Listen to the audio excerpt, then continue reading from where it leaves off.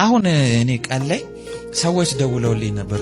አገልጋዮች እርስ በርስ ይጣላሉ ብዙ ጊዜ ያልኳቸውን ነው የምነግራችሁ።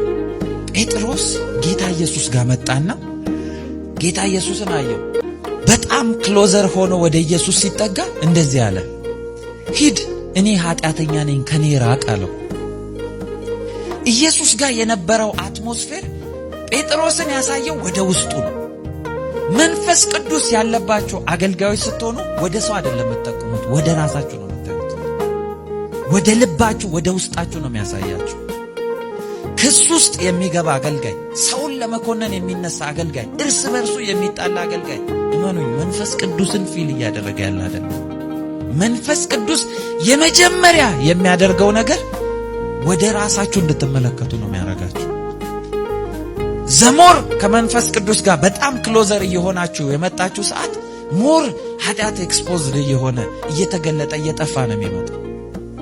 በየትኛውም ስፍራ ሆናችሁ ይሄንን የምትከታተሉኝ በደንብ ኬርፉሊ ስሙኝ። መንፈስ ቅዱስ ወደ ቤተ ክርስቲያን ሲመጣ ራእይ ላይ እንደተጻፈው እንደዚህ ብሎ ነው የሚጀምረው። ሊሰራ ሲመጣ ሲልክ መንፈሱን መጀመሪያ የሚያደርገው የተበላሸ ነገር ነው አጥቶ የሚሰራው። የተበላሸ ነገር ባለበት አይደለም የሚሰራው። ለነዛ ለሰባቱ አብያተ ክርስቲያናት ላሉ መላእክቶች ሲጽፍ እንደዚህ ብለ ጻፍ ነው ያለው። ይሄንን ጥለሃል፣ የቀድሞ ፍቅርህን ጥለሃል፣ እንደዚህ ጥለሃል። መጀመሪያ ከዊክነሱ ይጀምራል። ከዛ በኋላ ነው የሚሄደው ለማስተካከል የሚሄደው። ዊክ ፓርታችሁን ያጠነክርና የናንተ እሱን የማያከብር ፓርታችሁን ያነሳና ከዛ በኋላ ነው ወደ መስራት የሚሄደው። ዊክነሱ ባለበት አይደለም የሚሰራው። እስቲ መንፈስ ቅዱስ በሉ፣ እወድሃለሁ በሉት፣ እፈልግሃለሁ በሉት። ሃሌሉያ። መንፈስ ቅዱስ ያለበት ሰው እጁን አይጠቁምም።